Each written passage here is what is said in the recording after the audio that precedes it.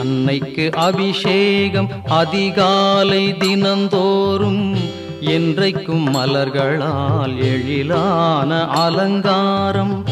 அன்னைக்கு அபிஷேகம் அதிகாலை தினந்தோறும், என்றைக்கும் மலர்களால் எழிலான அலங்காரம்.